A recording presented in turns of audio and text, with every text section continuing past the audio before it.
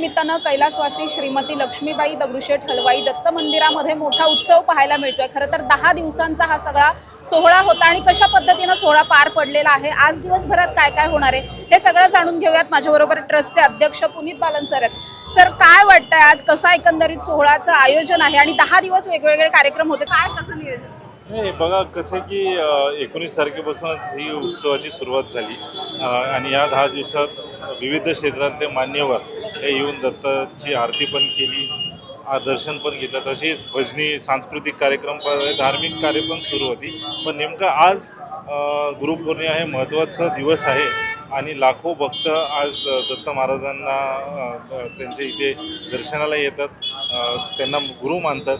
आज लाखो भक्त इथे येते, तर आज दिवसभर म्हणजे पहाटे 5 पासूनच इथे दत्तयाग असेल, अभिषेक असेल, एक धार्मिक कार्य सुरू आहे। आज दुपारची जी 12:30ची महाआरती होती ही नामदार चंद्रकांत दादा पाटील यांच्या हस्ते संपन्न झाली। संध्याकाळची महाआरती 7:15ची ती अभिनेत्री तेजस्विनी पंडित आणि आणि श्री प्रवीण तरडे यांच्या हस्ते संपन्न होईल। तशी समर्थ ढोल ताशा पथक यांनी दत्तांच्या चरणी इथे स्थिर वादनाची सेवा करणार आहे आणि रात्री मंदिरातच पालखी सोहळा आहे, पालखीची प्रदक्षिणा आहे, हे मंदिरातच रात्री 10 वाजता होणार। जसं सर मी आधी म्हटलं की तुम्ही श्रीमंत भाऊसाहेब रंगारी गणपती मंदिराच्या ट्रस्टवर सुद्धा आहात, इकडे सुद्धा आहात, दोन्ही वेगळ्या देवतांची मंदिरं आहेत, दोन्हीकडे पूजा अर्चा किंवा सोहळे साजरे करण्याची पद्धतही थोडीशी वेगळी आहे, तर ते नियोजन कसं सुरू आहे तुमचं? नाही, शेवटी हे बघा, हिंदू धर्म, हिंदू संस्कृती, हिंदू परंपरा ही एकच आहे। या तिकडे पण गणेश याग असतो, इथे दत्त याग आहे, तिकडे गणेशाचे अभिषेक करतो, इथे दत्ताचे अभिषेक करतो आपण, आणि तर बेस सेमच आहे। आणि मला वाटतं की दोन्ही सांस्कृतिक आणि धार्मिक जी धार्मिकता आहे ती दोन्हीकडे सेम आहे।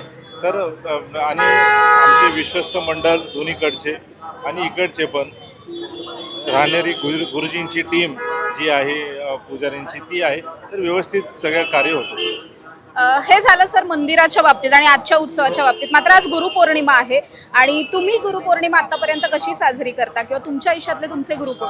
माझ्या आयुष्यातले गुरु म्हणजे गणपती तर आहेच, दत्त महाराज आहेत, पण माझी आई जी आहे ती स्वतः माझी गुरु आहे, कारण तिनेच मला घडवलं आहे।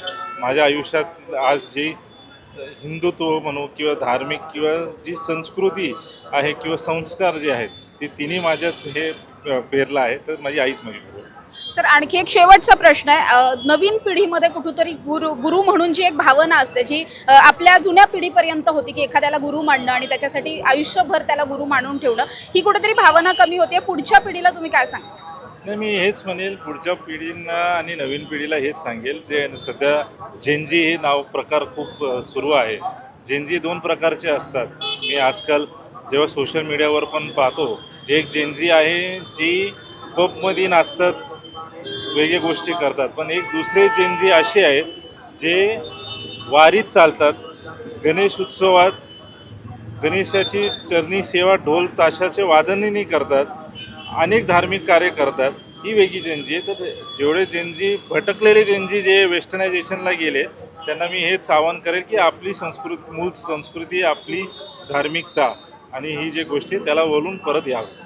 नक्कीच माझ्याबरोबर पुनीत बालन सर होते। जसं सरांनी सांगितलं की अतिशय प्रसन्न वातावरणामध्ये गेल्या 10 दिवसांपासून या ठिकाणी गुरुपौर्णिमेचा उत्सव साजरा केला जातोय आणि आज या उत्सवाचा समारोप आहे, कारण आज गुरुपौर्णिमा आहे। आज गुरुपौर्णिमेच्या निमित्तानं विविध धार्मिक सांस्कृतिक कार्यक्रमांचं आयोजन करण्यात आलेलं आहे आणि अशाच पद्धतीनं अतिशय प्रसन्न वातावरणामध्ये, आध्यात्मिक धार्मिक वातावरणामध्ये या ठिकाणी गुरुपौर्णिमा साजरी केली जाते। कॅमेरा पर्सन शिवाजी साळुंखेंसह समृद्धी जाधव, टॉप न्यूज मराठी, पुणे।